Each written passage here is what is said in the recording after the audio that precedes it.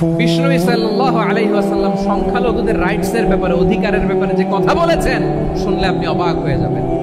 বিশ্বনবী বলেন, আলা মান যালামা মুআহাদান আও ইনতাকাসাহু আও কাল্লাফাহু ফাওকা তাআতিহি আও কাল্লাফাহু ফাওকা তাকাতিহি আও আখাযা মিনহু শাইআন বিগাইরি তিবি নাফসিন ওয়া আনা হাজিজুহু ইয়াউমাল কিয়ামা। খবরদার, জেনে রাখো, কেউ যদি কোনো সংখ্যালঘুর উপরে অত্যাচার করে, কোনো সংখ্যালঘুর প্রাপ্য থেকে যদি কেউ কাউকে ঠকায়, সংখ্যালঘুর উপর যদি কেউ কষ্ট দেয়, কোনো সংখ্যালঘুর সম্পদ যদি কেউ জোর করে কেড়ে নেয়, আমি কিয়ামতের দিন বিশ্বনবী ওই সংখ্যালঘুর পক্ষে আর ওই মুসলমানদের বিপক্ষে বাদী হয়ে দাঁড়াবো। সুবহানাল্লাহ বলতে পারলেন না? আল্লাহু আকবার। আপনি নামাজি, আপনি মুসল্লি, আপনি হাজী সাহেব, তাহাজ্জুদ পড়তে পড়তে কপালে দাগ ফেলে দিছেন, আপনার প্রতিবেশী হিন্দু, ভাবছেন আমার তো পাওয়ার আছে, ওর জমিটা দখল করি। বিশ্বনবী বলেন, কিয়ামতের দিন ওই হিন্দুর পক্ষে তোর বিরুদ্ধে আমি বাদী হয়ে দাঁড়াবো। পৃথিবীর কোন ধর্মে এরকম স্টেটমেন্ট পাবেন? পাবেন?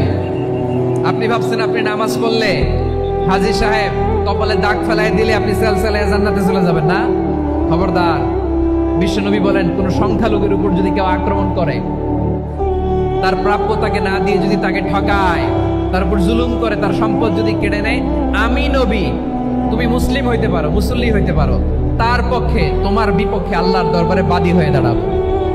আচ্ছা লালমনিরহাটের ভাইরা, কথা বুঝতে পারলে আওয়াজ করে উত্তর দেন। বিশ্বনবী যদি কারো বিপক্ষে দাঁড়ায় কিয়ামতের দিন, আই রিপিট, আমি আবারও বলছি, বিশ্বনবী যদি কিয়ামতের দিন কারো বিপক্ষে দাঁড়ায়, ও তো সেলসেলায়া জান্নাতি, তাই না? জান্নাতীরা, যে নবীর সুপারিশ ছাড়া জান্নাতের গেটও দেখা যাবে না, ওই নবী যদি বলে তোর বিপক্ষে আমি বাদী হয়ে দাঁড়াবো, ওই জান্নাতে আর ঢোকার কোনো সুযোগ আমাদের থাকবে? এখানেই শেষ না আমার প্রিয় লালমনিরহাটের ভাইয়েরা, এখানেই শেষ নয়। বিশ্বনবী বলেন, মান কাতালা মুআহাদান, বুখারীর বর্ণনা, মান কাতালা মুআহাদান লাম ইয়ারাহ রাইহাতাল জান্নাহ। কেউ যদি, কোন মুসলিম যদি অন্যায়ভাবে কোনো সংখ্যালঘুকে হত্যা করে, কোনো হিন্দুকে হত্যা করে, কোনো বৌদ্ধরে হত্যা করে, অন্যায়ভাবে কোনো মুসলিম যদি কোনো সংখ্যালঘুরে হত্যা করে, জান্নাতে যাওয়া তো দূরের কথা, ওই মুসলিম জান্নাতের ঘ্রাণও পাবে না। সেই বুখারীর বর্ণনা, মান কাতালা মুআহাদান লাম ইয়ারাহ রাইহাতাল জান্নাহ ওয়া ইন্না রিহাহা লা ইউজাদু মিন মাসিরাতি 40 আমা।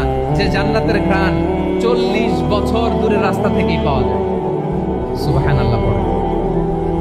প্রিয় ভাইরা, এখান থেকে জান্নাতে পৌঁছতে লাগবে 40 বছর। এত দূর, কত বছর?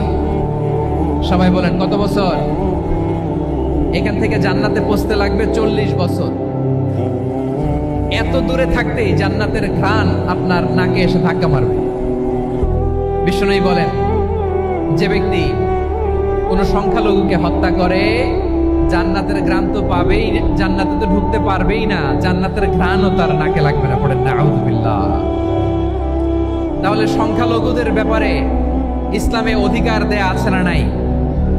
লালমনিরহাটের ভাইয়ের আওয়াজ করে বলেন, আমার সংখ্যালঘু হিন্দু ভাইদের রাইটস, অধিকার আমাদের ইসলামে প্রোটেক্টেড আছে না নাই? এখানেই শেষ না। বিষ্ণু ইসলাম আপনার অমুসলিম প্রতিবেশীর সাথে ভালো আচরণ করতে বলেছে। আমাদের হয় না, এটা মুসলিম পাড়া, ওটা বৌদ্ধ পাড়া, হয় না? অনেক সময় হয় না, এটা আমাদের মুসলিম পাড়া, ওইটা হিন্দু পাড়া, এরকম আছে না নাই?